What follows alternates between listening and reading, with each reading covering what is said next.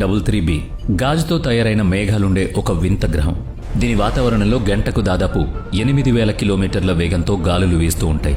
మీరు గనక ఈ గ్రహం ఉపరితలంపై దిగితే కొన్ని సెకండ్లలోనే ఆ భయంకరమైన గాలులు, అక్కడ కురిసే గాజు వర్షం మీ శరీరాన్ని మైక్రోస్కోపిక్ ముక్కలుగా చీల్చేసి గాల్లోకి విసిరేస్తుంది. కానీ ఇది కేవలం ఆరంభం మాత్రమే. ఈ విశ్వంలో ఇలాంటి డజన్ల కొద్దీ గ్రహాలు దాగున్నాయి. కొన్ని చోట్ల ఆకాశం నుంచి రాళ్ల వర్షం కురుస్తుంది. మరికొన్ని చోట్ల మేఘాల్లో ఐరన్ మరియు మెగ్నీషియం వాయువులు వస్తాయి. కొన్ని గ్రహాలు ఎంత చీకటిగా ఉంటాయంటే వాటి ముందు బొగ్గు కూడా ప్రకాశవంతంగా కనిపిస్తుంది. కొన్ని గ్రహాలపై ఉష్ణోగ్రత మన సూర్యుడి ఉపరితలం కంటే ఎక్కువగా ఉంటే మరికొన్ని చోట్ల ఒక శ్వాస తీసుకోగానే ఊపిరితిత్తులు గాజులా పగిలిపోయేంత చలి. ఇదే మన మిల్కీవే గెలాక్సీ. ఇందులో మెరుస్తున్న ప్రతి చుక్క ఒక స్టార్ సిస్టమ్. వాటి చుట్టూ ఉన్న ఈ ఏలియన్ ప్రపంచాలను మనం ఇప్పటివరకు కేవలం మన టెలిస్కోప్లో మాత్రమే చూసాం. బహుశా అందుకేనేమో ఈ విశ్వం నిజానికి ఎంత భయంకరంగా, ఎంత ప్రమాదకరంగా ఉంటుందో మనం తరచుగా మర్చిపోతుంటాం. ఎందుకంటే దూరం నుంచి చూస్తే ఈ రంగురంగుల ఏలియన్ ప్రపంచాలు అందంగానే కనిపిస్తాయి. కానీ అక్కడికి వెళ్లే మిషన్ కనుక మీకు అప్పగిస్తే అది మీకు విధించిన మరణశిక్ష అని అర్థం. అసలు ఎందుకలా? ఈ ఏలియన్ గ్రహాలపై మనిషి జీవితం ఎలా ఉంటుంది? విశ్వంలోనే అత్యంత ప్రమాదకరమైన గ్రహంపై ఒక మనిషి ఎంత సమయం పాటు బ్రతికుండగలడు?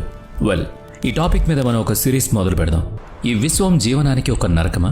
సుమారు 92 బిలియన్ లైట్ ఇయర్స్కి ముందు విస్తరించి ఉన్న మన అబ్జర్వబుల్ యూనివర్సిటీలో కోట్లాది గ్రహాలున్నాయి.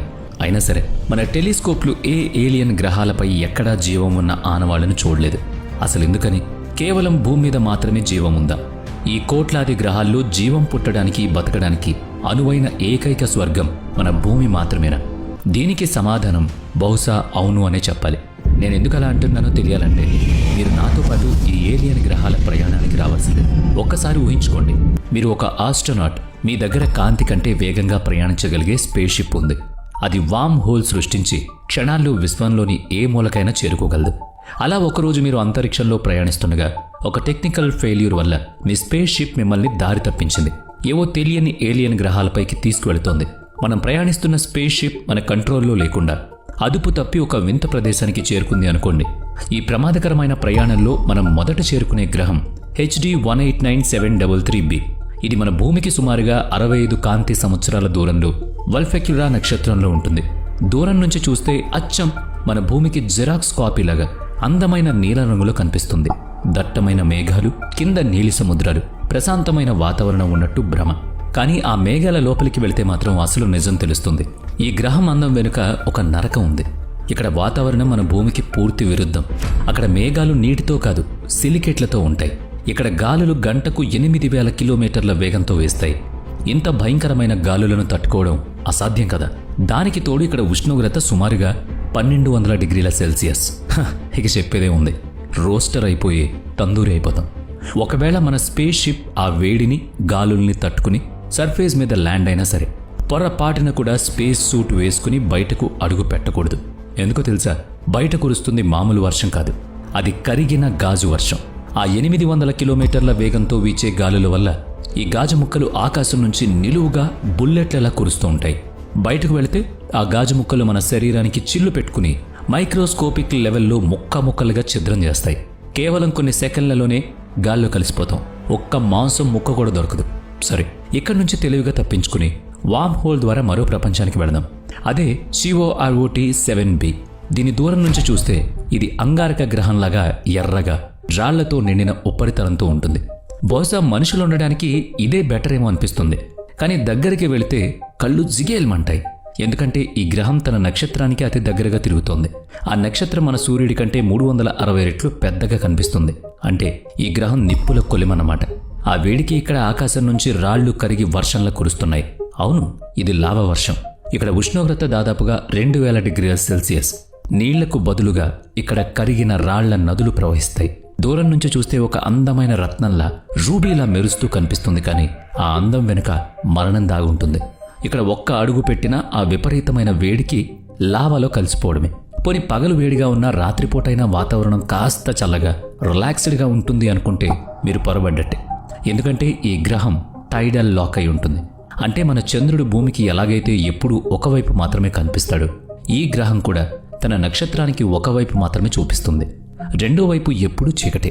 అంటే మీరు జీవితాంతం అక్కడ గడిపిన ఉదయం సాయంత్రాలు ఉండవు.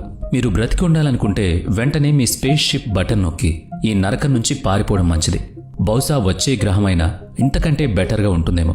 ఇదే ఆశతో మీరు బటన్ నొక్కగానే వామ్ హోల్ తెరుచుకుని మిమ్మల్ని అంతరిక్షంలో మరో మూలకు విసిరేస్తుంది.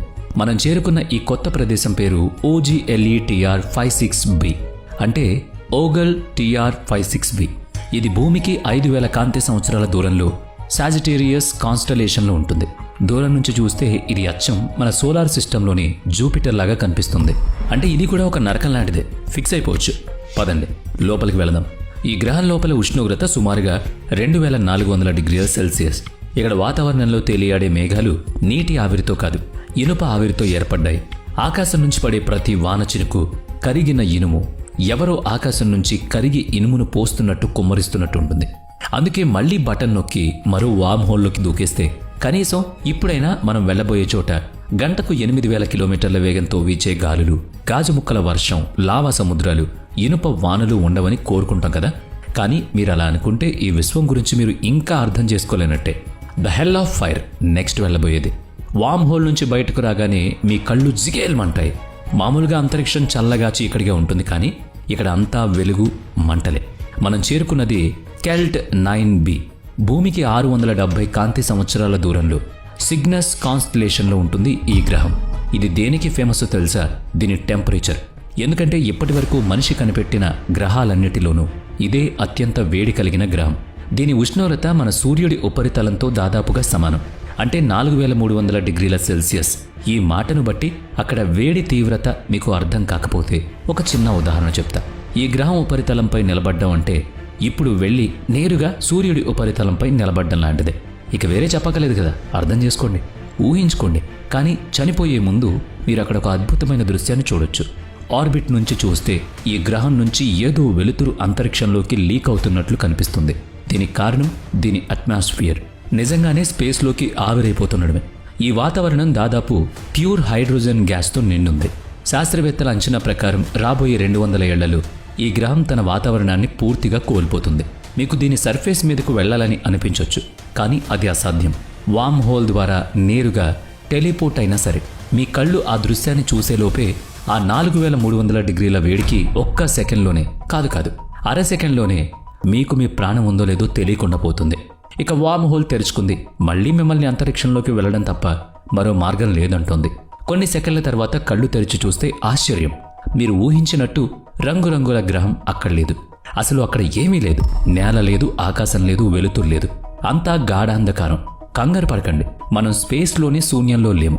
మనం ఒక గ్రహం మీదే ఉన్నాం. కాకపోతే ఇది కాంతిని అస్సలు రిఫ్లెక్ట్ చేయని ఒక వింత గ్రహం. దీని పేరు ట్రెస్ 2b. భూమికి 750 కాంతి సంవత్సరాల దూరంలో ఉన్న గ్యాస్ జైంట్ ఇది. ఇది బొగ్గు కంటే నల్లగా ఉంటుంది.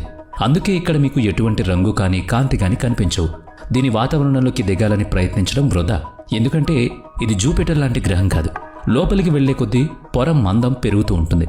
ఏదో నల్లని ద్రవంతో మొత్తం అంతా మూసుకుపోయినట్లు అనిపిస్తుంది. ప్రెషర్ విపరీతంగా పెరుగుతుంది. కోర్ వరకు వెళ్లిన సాలిడ్ గ్రౌండ్ మనకు అస్సలు దొరకదు. మనం ఇక మన ప్రయాణం చివరి దశకు వచ్చేయాలి. అందుకే ఇప్పటిదాకా మనం నరకం లాంటి గ్రహాలను చూసాం. లావా సముద్రాలు అవి ఇవి అని ప్రతి చోట వేడి, భయం, నరక ద్వారాలే. ఇక వామ్ హోల్ తెరుచుకుంది కదా. మనం ఇప్పుడు మిల్కీవే గెలాక్సీ మధ్యలో దాగి ఉన్న ఒక రాతి గ్రహం మీదకు వెళ్దాం. అంతరిక్షం నుంచి చూస్తే ఇది తెల్లగా పాలలా కనిపిస్తుంది. చూడ్డానికి అందంగా ఉంది కదా అని విశ్వంలో అందమైన ప్రతిదీ ప్రమాదమేని గుర్తుపెట్టుకోవడం మర్చిపోవద్దు. ఈ గ్రహం పేరు ఓగ్లే 2005 BLG 390LB. పేరు కొంచెం విచిత్రంగా ఉన్నా ఇది ఒక సూపర్ ఎర్త్. మన భూమి కంటే సుమారుగా 5 రెట్లు పెద్దది. 21,500 కాంతి సంవత్సరాల దూరంలో ఉంది. దీని వాతావరణం చాలా పల్చగా ఉంటుంది. కాబట్టి ఇక్కడ ల్యాండ్ అవ్వడం అంత పెద్ద కష్టమేం కాదు. ఇప్పుడు మనం సర్ఫేస్ మీద ఉన్నాం.